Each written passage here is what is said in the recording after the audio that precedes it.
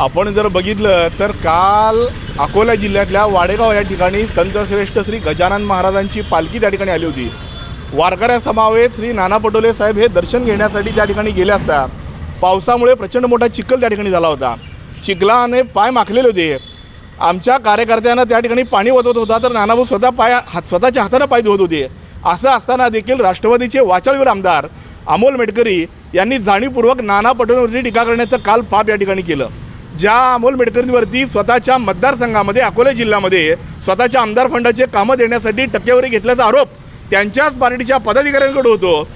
शिवछत्रपतींचा इतिहास सांगण्यासाठी जे स्वतः पैसे घेतल्याचा आरोप त्यांच्यावर वारंवार होतो। अशा वाचाळवीर ज्यांची पहिल्यांदाच विधान परिषदेची आमदारकी आहे, वरिष्ठ सभागृहामध्ये चांगलं काम करावं अशी अपेक्षा असताना जाणीवपूर्वक मोठ्या नेत्यांवरती टीका करायची, स्वतः प्रसिद्धीच्या धोतात राहण्याचं पाप हे अमोल मेटकरी वारंवार करत आहेत। त्यामुळे अमोल मेटकरींनी स्वतःची लायकी या ठिकाणी ओळखावी, स्वतःची बौद्धिक